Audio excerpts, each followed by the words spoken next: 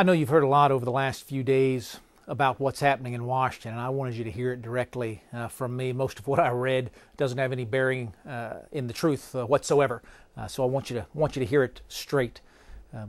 We're coming up against a deadline, so says our White House, that on August 2nd, America will no longer be able to pay all of its bills. Will we be able to pay some? Absolutely. Can we pay them all? No, we can't.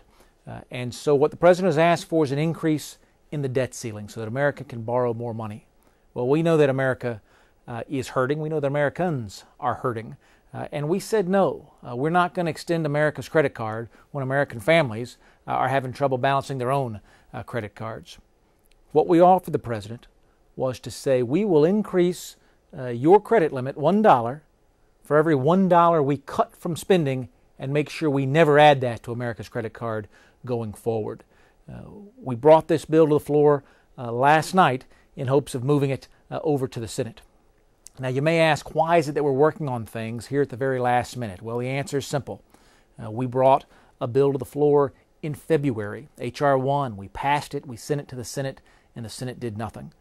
In April, we brought a 10-year budget plan, what you may have heard of as the Ryan Plan, what I'll call the House budget plan, as it was passed by the full House of Representatives. Brought that to the floor in April, sent that to the Senate, and the Senate did nothing.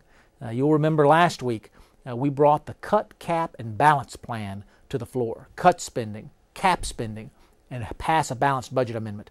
We passed that in the House, sent that to the Senate, and again the Senate did nothing. Well, even as we sit here today, 4 days away from that August 2nd deadline, the Senate's still done nothing. And so the House is acting once again in hopes of finding a solution. What this bill does that we'll be voting on this afternoon is it cuts spending. It cuts spending immediately. It doesn't put those decisions off. It doesn't kick that can down the road beginning immediately. In the next fiscal year, it starts October 1st, just 60 days from now, we begin to cut spending. It caps spending. It puts statutory caps written into law that prevent spending from rising as quickly as it is, caps that spending for future years and future Congresses. And then third, it requires that the House and the Senate consider balanced budget amendments, pass that amendment, and send that amendment to the American people so that they can decide in their state legislatures whether or not we need to add that amendment to the Constitution.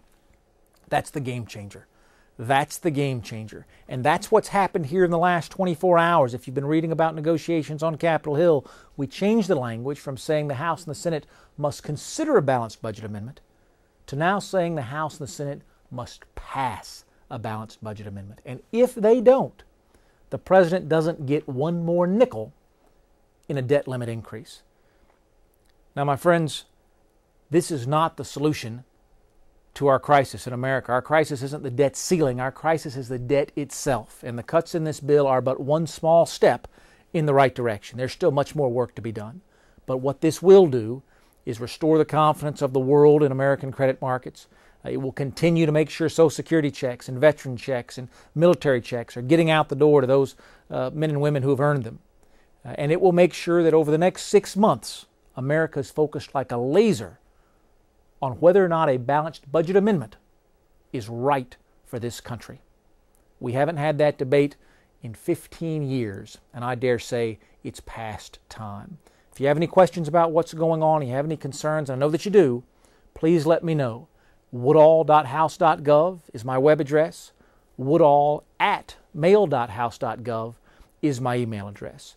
I work for you. I need to hear from you, and I'm here for you if there's ever anything I can do to serve. Thanks so much.